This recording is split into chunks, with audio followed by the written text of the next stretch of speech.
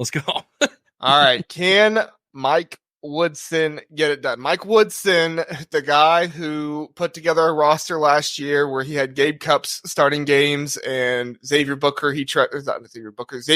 he trusted in. Listen, I think Mike Woodson has a good heart to try and trust Xavier Johnson.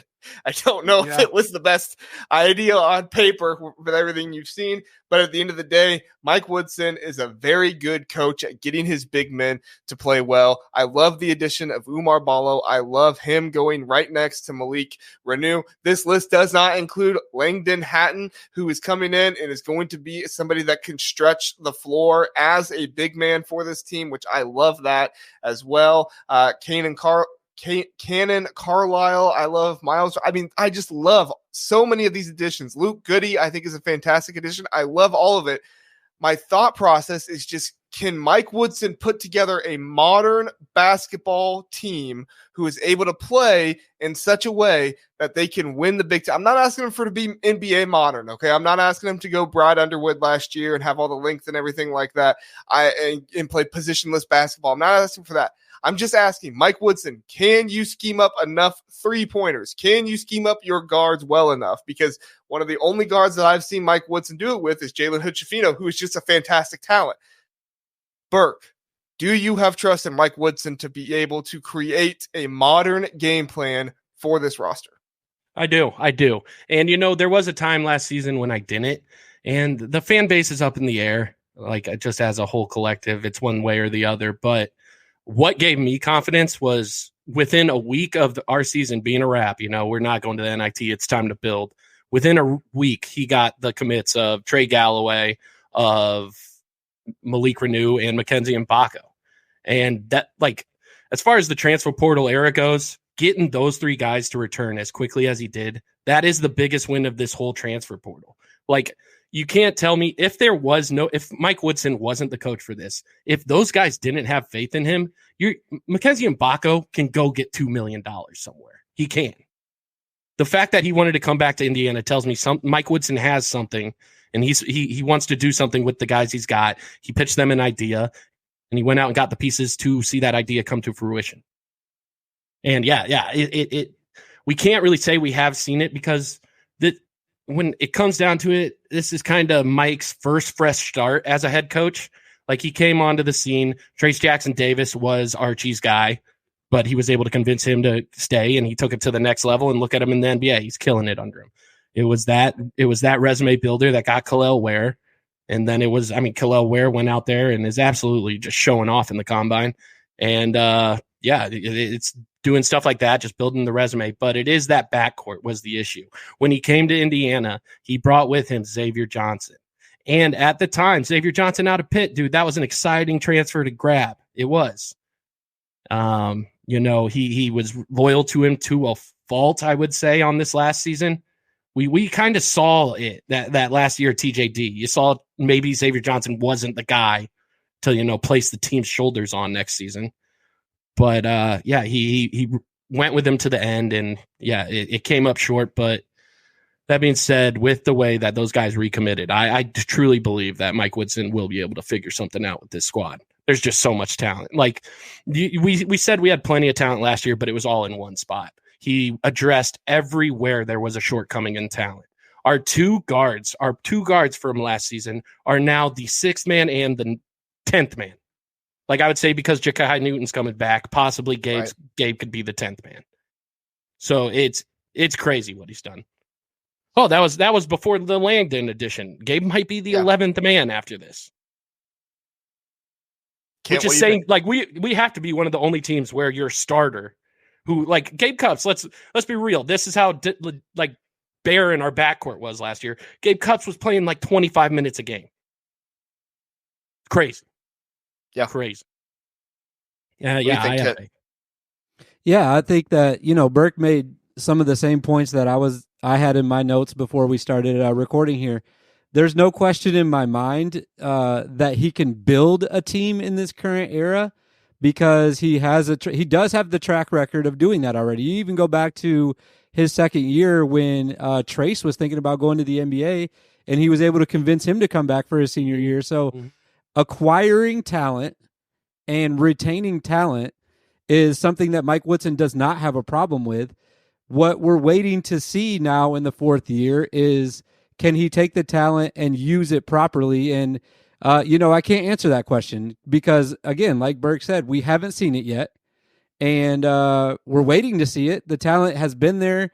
Maybe not as this year was the year I think that they were. I don't even know if this is arguable at this point, but the least talented team that he's had so far. Obviously, they didn't make the NCAA tournament, and they didn't have Trace Jackson Davis. They didn't have Jalen Hood-Schifino.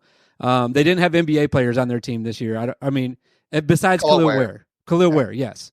But again, that goes back to what I just said. He was able to acquire that talent last year in the portal. So can he now do that with, I think, a much more talented team next year and be able to coach them to not only make the tournament, but I think they should be able to make at least a second weekend run at minimum next year. And it's a big wait and see. I think he can do it. But I have no proof and I have no validity to say why he can do it other than that I'm hopeful for him and I think that he can. That's it. I think it's really, really interesting because I've talked about before, my in-laws are all IU fans here, and it's really interesting because I remember talking with them about Mike Woodson when the Liam McNeely departure happened, and all of them except for my father-in-law was saying Woodson has to go. What is he doing? He didn't even contact him, all this stuff. And then like a week or two later, here comes Bryson Tucker, who, correct me if I'm wrong, Burke, but he is now rated higher than Liam McNeely was. Yeah, on that on or three. Is right now, right? Yeah, on that on three for sure. Yeah, so like, and this is 24/7 next to us here, but like, to me, that's just it's crazy because right after that happened, they're like, "Oh, Mike Woodson, he saved himself. Oh, look at this transfer portal class," and it's like, I don't know if there is a more polarizing coach in the Big Ten right now than Mike Woodson because of the ups and downs he's taken Indiana through. He took Indiana and had Jalen Hood-Schifino and had Trace Jackson Davis, went to the tournament. Yes, he lost in the second round, but he also lost in the second round to a Final Four team. So, like, people remember that and say, oh, he can't get to the second weekend. It's like, okay, well, but when you lose to a Final Four team, you have to consider that that's who you lost to, right? I mean, you don't get the draw to be able to play, an underrated team in the second round versus some teams who have to play a Final Four team. Like, it's the way it works. But at the end of the day, he also had this past year where he trusted Xavier Johnson, and he had the guy who is now, to Burke's credit here, 10th on his on his lineup, was his starting point guard last year. 5 minutes a game, sometimes 30 when we needed a defensive boost, dude. Exactly. Yes. So, like, to me, it is so up and down with Mike Woodson. And the part that I actually have more concern with Mike Woodson right now, because it's his longevity. And Burke, you might be able to speak to this a little bit more, but how much is he relying on the portal to get these big men in here each and every year? Obviously, he had Trace Jackson Davis, inherited him for 2 years. He had Khalil Ware last year. Now he's bringing in Umar Ballo. Obviously, Malik Renew staying here for his third year. That's huge. So he is developing him. But is this just going to be what happens every year? Mike Woodson's just really going to rely on trying to bring in a really good a player who is kind of underperforming at his other school and try to bring him up and make him better? What happens when he doesn't get that guy and brings him in? Is he developing his recruits enough? I'm kind of going on the opposite end of Purdue and what I was doing last week with them, because I feel like Purdue's kind of on one end where they bring in 6 freshmen, and now Indiana's on this other end where they're bringing in 1 freshman and they're bringing in 5 or 6 transfers. Burke, what say you? Is there another team in the Big Ten who's returning 4 starters next year? Is there Northwestern returning? Yeah, Indiana's returning 4 starters next year. And sorry, they are more talented than Northwestern's. But that's just crazy. They're not all 4 going to be starting. Yeah, that's what I'm saying, dude. We took 4 of those 2 starters, and they still were like, we want to be a part of this off the bench. Yeah, like there's something here, and like it's as far as Mike Woodson. Okay, Jeff Parks in the comments. I see you, dog. I love Woodson. Like, let's go through it. Hey, how many coaches in this conference are 3-3 in the Zach Edey era? In Woodson's era, he is 3-3 against Matt Painter. Are we gonna so many people forget that. He's still he is not as bad as everybody puts it out to be. When we get to a neutral site game, there is something wrong with them. They see ghosts, and that needs addressed. Hopefully, like bringing in guys who have played in big time neutral site games like Umar Ballo. Hopefully, that kind of stuff translates. Luke Goody. Yeah, exactly. But as far as like continuity goes, you can say we're using the portal too much, but we have more returning pieces than pretty much most Big Ten teams out there. Like the transfer portal comes for everyone. And I'm just happy that Indiana was able to keep everyone they wanted. It's true. It's true. They did. I guess, maybe Purdue can say that, Northwestern can say that, but it's just when you are bringing in that talent, that takes two of those starters and moves them onto the bench. Like it's a big deal that those guys return. Kent, we have a lot of comments in the comment section. I don't know which one to bring up, but they're talking about how Woodson only is able to write checks. They're talking about how Woodson doesn't get any credit because it was just TJD that carried him and all that stuff. Are you against the writing checks, and do you think that Mike Woodson was carried by TJD? I'm not against writing checks. I don't write a ton of checks anymore. I usually use like my debit card or pay online. Yeah. So I technically I am against writing checks because I think it's kind of a waste at this point. It's 2024. Send some Bitcoin or something if you want to really get these guys in. But no, I'm not against it at all.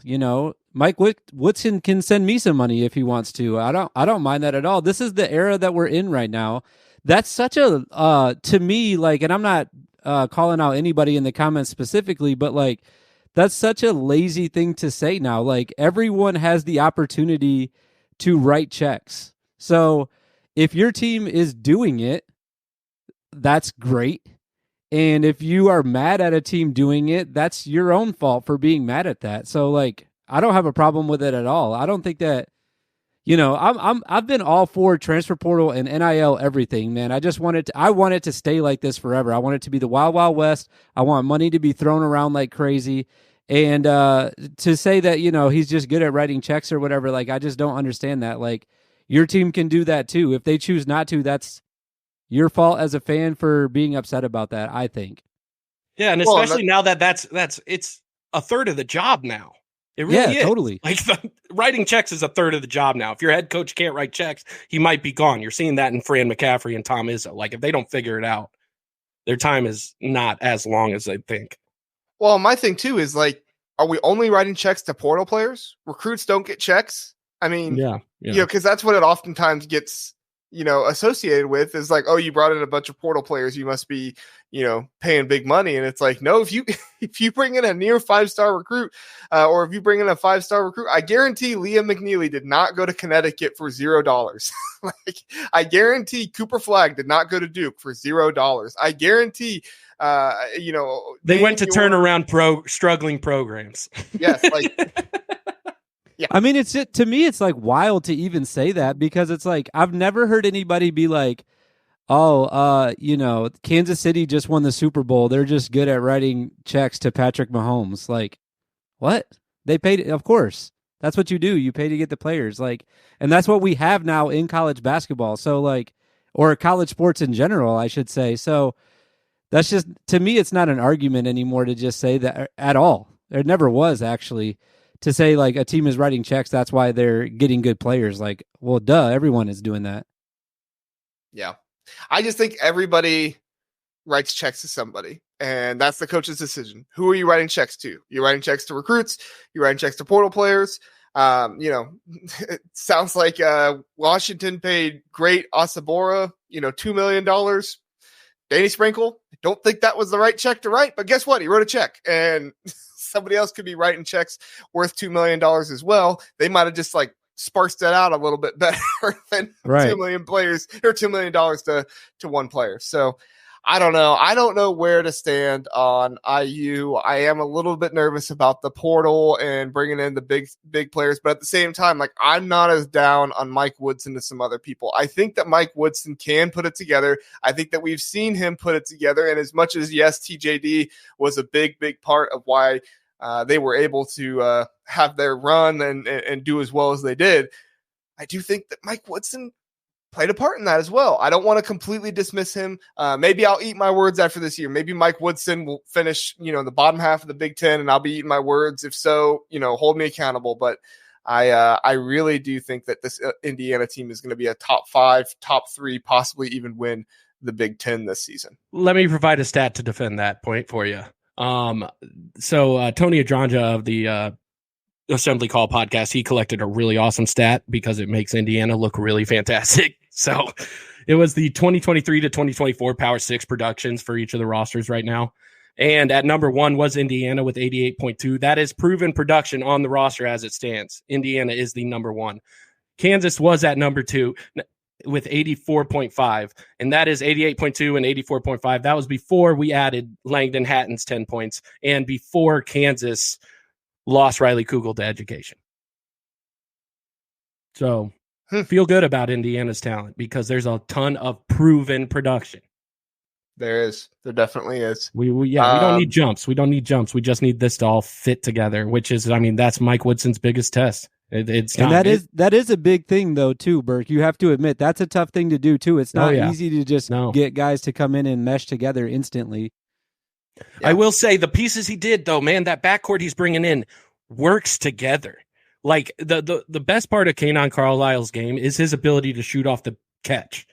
Like he shot above 40% when receiving the pass and just letting it rip.